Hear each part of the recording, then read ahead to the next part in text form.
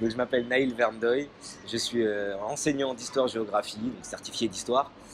J'enseigne dans le secondaire actuellement depuis 8 ans, 9 ans. Et je suis aussi l'auteur d'un livre qui met l'histoire de l'art et histoire tout court, qui s'appelle Noir entre peinture et histoire, qui a été édité il y a 4-5 mois, en octobre 2018, et qui retrace l'histoire de l'art à travers la peinture et à travers les personnages noirs qui sont présents dans les peintures, de la Renaissance jusqu'au XXe siècle. Alors, parce que ça n'a jamais été fait, parce que je pense qu'il faut aussi créer ce décalage, ce déplacement dans nos esprits et se dire que si des grands artistes, ou des artistes tout court européens, depuis le Moyen-Âge jusqu'au XXe siècle, ont représenté des personnages noirs, c'est qu'ils les connaissaient, c'est que ça les questionnait, c'est que l'altérité était un concept déjà existant et que ce n'est pas juste des détails de peinture. Parfois, c'est des portraits. Parfois, ce sont des détails. Mais derrière ces personnages, ça veut dire qu'il y avait aussi des modèles qui étaient là en Europe. Donc, qui étaient-ils? Quelle a été leur vie? Comment ils ont vécu? Est-ce qu'il y a eu des grands personnages? Est-ce que ça peut être des exemples pour nous, afro-descendants? Je pense que oui, l'art, ça peut être une reconnexion à l'histoire parce que l'art, en fait, ce que j'ai vu avec mon livre, c'est que l'art rend justice à l'histoire des Noirs. C'est que c'est grâce à l'art qu'on sait que les Noirs sont présents en Europe depuis bien longtemps et que les Européens connaissent les Noirs. Et pas seulement depuis la colonisation ou l'esclavage. Bien avant, depuis l'Antiquité, les Noirs sont connus par les Européens et le rapport à l'altérité, le rapport à l'autre, est quelque chose qui est ancien, qui est ancré dans notre histoire. Et il y a eu des grands personnages noirs depuis des siècles, voire des millénaires. Oui, je pense que c'est primordial de s'approprier son art pour avoir la possibilité de comprendre son histoire. Parce que comme je l'ai dit, l'art rend justice aux Noirs, à l'histoire des Noirs en Europe. Super. Mais quand en Afrique, 90% des œuvres d'art africaines sont en Europe, on enlève la possibilité aux générations actuelles de s'approprier leur histoire. À qui ils vont s'identifier? À quoi ils vont s'identifier? Si on n'a pas de preuves historiques, et si les gens ne les cherchent pas en tout cas, bon, on va se dire, voilà, l'histoire des Noirs, c'est quand les Européens les ont trouvés au XVIe siècle et qu'ils les ont déportés aux Antilles et en Amérique. Non, c'est pas du tout ça. Si on prend l'histoire, et ce que je fais dans mon livre, c'est prendre l'histoire des Noirs sur le temps long, 5000, 6000 ans, depuis l'histoire, le début de l'histoire, on se rend compte que l'esclavage et la colonisation, c'est une toute petite part. Cette petite part, c'est celle qui est mise en exergue dans tous les livres, alors que justement avec les œuvres d'art qui sont des œuvres d'art qui datent de 500, 600 ans, etc., on peut tout de suite se rendre compte, tiens, ils ont fait des choses avant. Il y a eu des choses au début du premier millénaire, au deuxième millénaire. Au Moyen-Âge, il y avait l'empire du Monomotapa, il y avait l'empire du Songhai, il y avait l'empire du Mali. Waouh! Et on se rend compte que oui, il y avait des choses qui ont existé, il y a eu des organisations, il y a eu des civilisations grandioses qui ont existé en Afrique, que ce soit en Afrique du Nord avec les pharaons, que ce soit en Afrique du Sud avec le Monomotapa. Et bien sûr qu'en le restituant, bien sûr, certains Africains vont pouvoir aussi travailler dessus et créer une autre histoire. Peut-être essayer d'aller voir un peu en détail l'histoire de ces œuvres, parce que les œuvres elles sont plurielles, il y en a plein, elles sont aussi beaucoup usuelles, c'est beaucoup de l'art qui avait une utilité. Je pense qu'on a besoin d'illustrer. Aujourd'hui, on est dans une société de l'image. Et encore plus que de l'écrit. C'est vrai que nous, en Europe, on légitime énormément l'écrit. Donc on dit oui, on a des écrits depuis Hérodote, etc., Stravon, enfin, on a des écrits qui sont très anciens. Et les Africains n'en ont pas. En tout cas, Afrique subsaharienne, parce que c'est vrai qu'il y a la civilisation égyptienne, les hiéroglyphes, c'est pas les Européens qui les ont inventés. Mais en tout cas, pour l'Afrique subsaharienne, on dit voilà, ils n'ont pas d'écrit.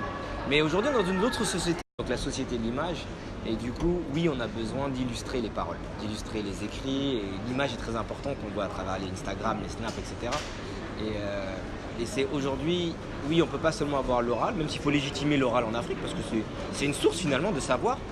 On a besoin de l'écrit aussi, mais on a aussi besoin de l'image, et les œuvres d'art sont l'image. Ça permet de se rendre compte et justement de rendre justice à l'histoire de l'Afrique.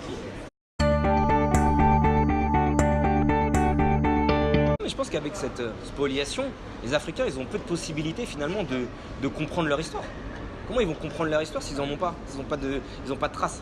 Alors l'oral, c'est une trace et je pense qu'il faut la légitimer. Je pense qu'il y a un livre là, que j'ai lu il n'y a pas longtemps de Adama Bakonare, une historienne malienne, qui a travaillé sur Ferdinand Lantone. C'est un Français qui a épousé une princesse d'Ogon, et Peul, pardon, Dogon, Peul, je sais plus, bref, et qui du coup est devenu prince.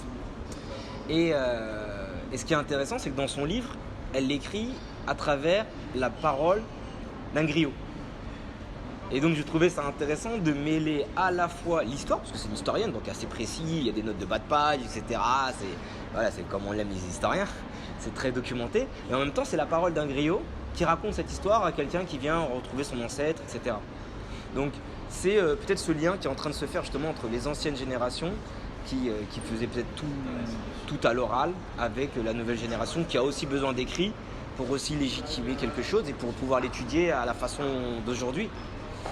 Et avoir des modèles à l'extérieur, moi je suis pas forcément pour. Que ce soit les Européens, les Afropéens, comme on dit aujourd'hui, que ce soit les Afropéens, moi je pense qu'ils ont besoin de modèles afropéens et c'est mon livre.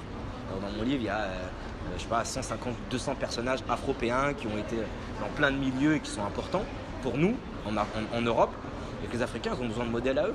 Et ils ont besoin d'historiens qui travaillent leur histoire. Et c'est pas juste, j'ai vu une émission sur la RTS, la radio-télévision sénégalaise, qui est présentée par un historien français, déjà, c'est un peu le problème, et qui raconte l'histoire de Mohamed Ali, quand il va à Kinshasa, de Martin Luther King, etc. Moi, j'ai pas envie, après c'est peut-être un peu présomptueux de ma part, mais je me dis au Sénégal, ils ont d'autres choses à apprendre. Ils ont des grands personnages sénégalais, ils ont des grands personnages dans l'histoire, et ils ont même dans les pays voisins, l'Empire du Mali à l'époque ça contenait tout, au Bénin, le Monomotapa, le Songhai, ils ont plein de choses à apprendre là-bas, et ils n'ont pas besoin de...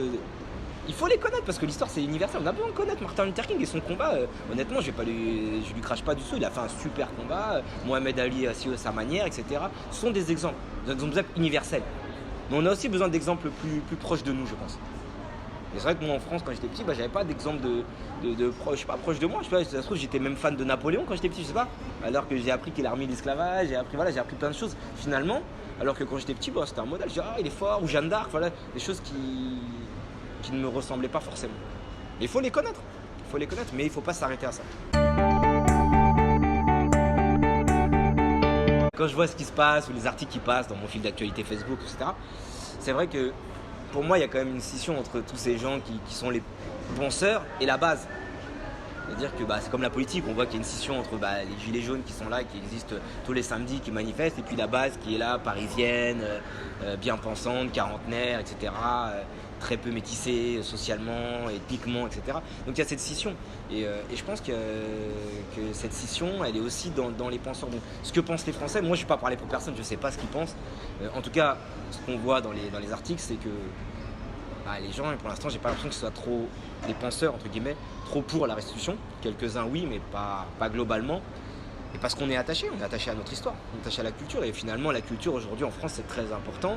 C'est c'est le soft power un petit peu, c'est important. Et s'en libérer ou en donner un petit peu, on a l'impression qu'on va se fourvoyer ou se rabaisser.